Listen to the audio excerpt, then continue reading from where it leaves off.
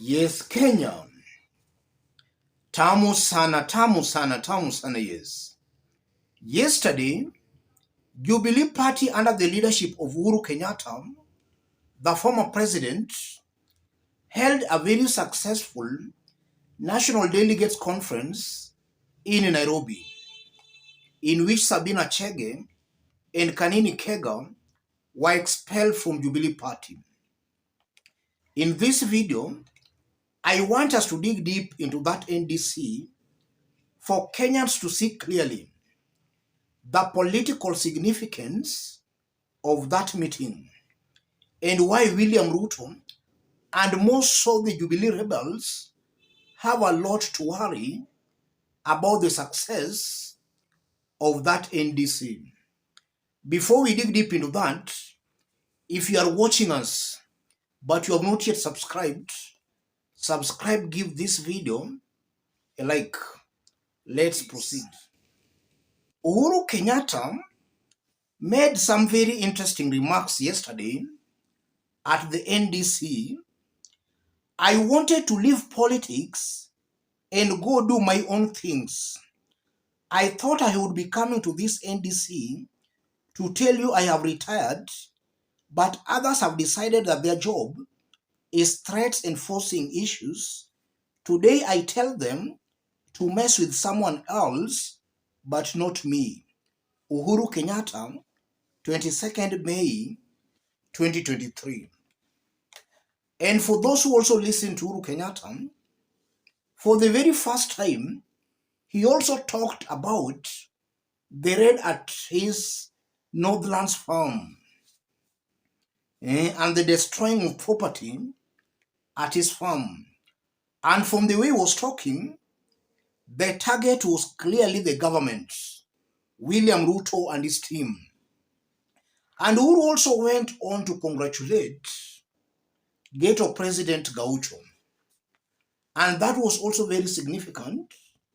And I want us to understand the political games being played behind the scenes and why most definitely William Ruto is a very scared man as a result of that NDC. Let me start by saying this. William Ruto's main intention is to kill Jubilee Party. Ruto wants to make sure that Jubilee Party is dead and forgotten. And it's a fact, Ruto is using the likes of Sabina Chege, Kanini Kega, in making sure Jubilee is dead and buried. In that Sabina and Kanini Kega should take hold of Jubilee, after which they will disband it to join other party. That's the main aim and target of William Ruto.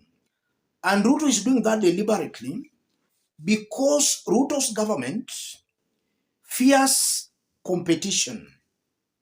Ruto wants to make sure that there is no strong party on the mountain, because as it stands right now, the only party rivaling Oda on the mountain is Jubilee.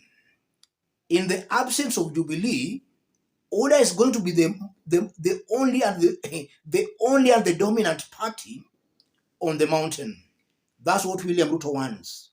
And I honestly believe that Uhuru Kenyatta has realized that. And Uhuru, just as he did state that he wanted to tender his resignation and to do other things, but now that never happened.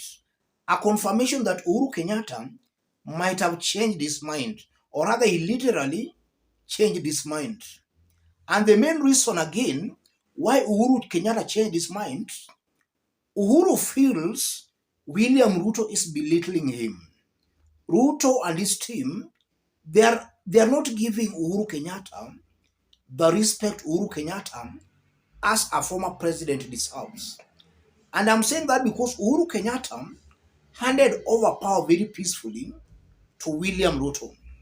Since that time, Ruto and his allies have been attacking Uhuru Kenyatta anytime they get an opportunity. Uhuru has just become they are punching back. And they are now trying to snatch the party from Uhuru Kenyatta. That, in my honest opinion, ni madharau. And that's what Uhuru Kenyatta has also just realized. These people are belittling him. So Uhuru just wants to prove to them that he's not a pushover. Even though he's a retired president, that does not mean he is a pushover. And then secondly, Uhuru Kenyatta is also just trying to fight for his rights as a Kenyan citizen. He has got a right to political association. So William Ruto and his team should not be dictating to him that he should retire or whichever. That is a decision he should make himself alone, not somebody dictating to him. I believe that's the reason why Uhuru Kenyatta most definitely changed his mind. And the change of mind also can just mean that there is a lot to be done. He has got a lot to do. He can't just retire yet because a lot has to be done. And I'm saying that because right now, if Uhuru Kenyatta retires, then it's clear Jubilee Party will crumble. It will sink. Uhuru is the only glue still holding Jubilee Party together. So that can be the reason why Uhuru Kenyatta might have changed his mind. That should worry William Ruto because the way he thought that he was going to have it easy on the mountain, that's not the case. And I'm saying that because if you look at Uhuru Kenyatta, I'm very sure that if Azimio can use Uhuru Kenyatta effectively on the mountain, they will dislodge William Ruto and his team from the mountain. In 2022, Uhuru Kenyatta warned his people, but they never listened. Right now, Uhuru Kenyatta can go back to his people and tell them, I warned you, but you never listened. But now you are now seeing, you are suffering. I believe this time around, the mountain will listen to Uhuru Kenyatta. And they will listen to him because Ruto and Rigathi Gachagua are not delivering.